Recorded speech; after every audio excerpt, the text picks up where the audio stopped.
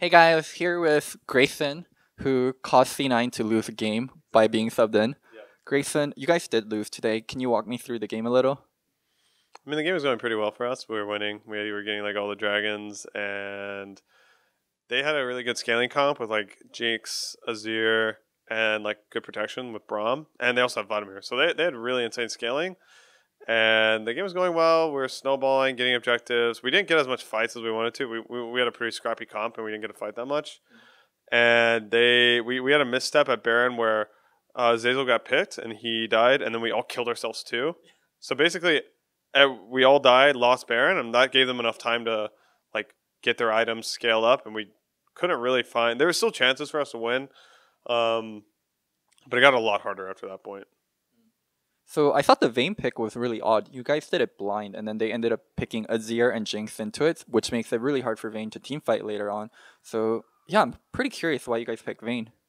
Um, we just been practicing it. It looks pretty strong. A lot of other regions are picking it a lot, and it scales really well and has like a decent lane phase. Its lane phase actually isn't that bad. So I mean, we just picked it because we thought it'd be good. But they're pretty prepared for it.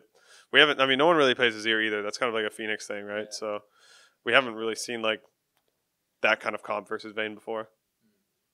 So let's talk about you subbing in. Why are you being subbed in?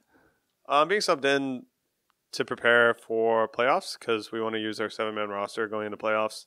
And Reaper wanted to give me like some stage time so I can, not like go on to playoffs and be like my first time on stage and, this year. Yeah. So last year when you came on, you played a lot of Malzahar, Oh, and yeah. you were the Malzahar boy.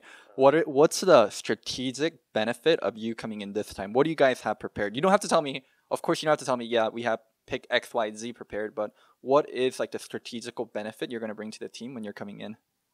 I think that I'd probably say the biggest difference is I'm a bit more vocal than Niski. So if we feel like we're lacking in comms or we need someone to kind of like spike up the team energy, they can put me in for that. And I'd probably say that's the number one difference between us. I think we have a couple different champion picks, but overall our champion pool is somewhat similar for the most part. Yeah.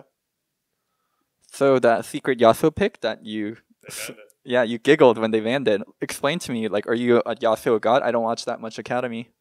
I just yesterday in our academy match, I was like, I haven't played Yasuo in a while. I'm gonna play Yasuo, and maybe like I knew I might play an LCS this weekend, and I was like, I bet teams might be scared if I pick Yasuo, and I was just laughing because it actually worked. Like yeah, I just thought it was funny. If Yasuo was unbanned today, would there have been a high chance that you pick it on stage in LCS? Sorry, Yunsip, I can't tell you that. It's Okay. confidential information. I see, I see. Let's go a little bit more into you and Svenskerin's relationship. You guys are the Swole Bros. Do you kind of like? Do you guys go to the gym together? Why are you guys the Swole Bros? Did you guys get swole separately? Like, when did this all start happening?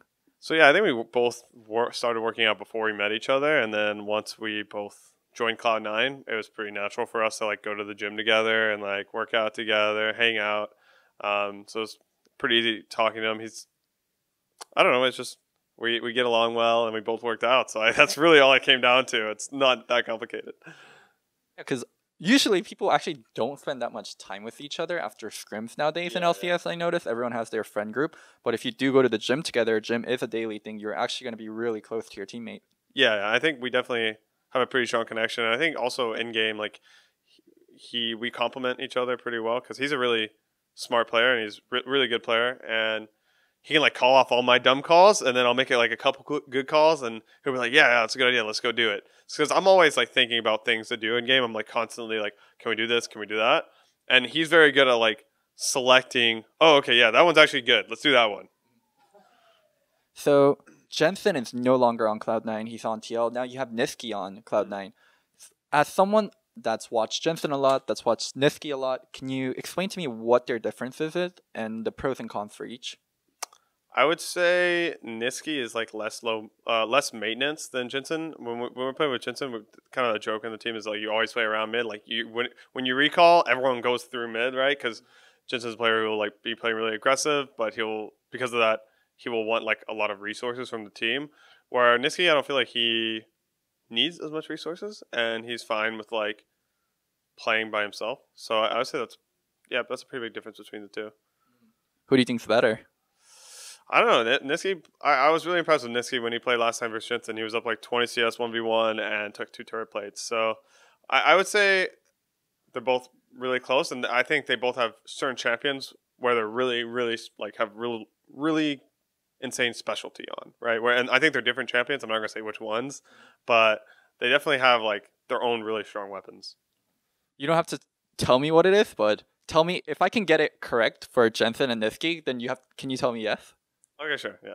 I think Jensen, Zoe, or not Jensen, Niski, Zoe, and Jensen, Syndra. One of those two were correct, and I'm not going to tell you which one. Okay, that's good enough. All right, let's finish up. So, are we definitely going to be seeing you in playoff? I mean, I don't know if it's 100%. It's not up to me. Reaper like literally does whatever he wants. So hopefully, yeah. I mean, you'll see me maybe at the very least. You'll see me like behind, like cheerleading on at the very least. You'll see me hopefully. So, guys, I hope you guys enjoyed the interview. And if you see Golden Glue cheering on Cloud9, let's cheer them on also. Thank you so much for the interview, Grayson. Thank you. Thank you so much to Low Key Community for making this interview happen. If you guys want to support them, the link is going to be down in the bio.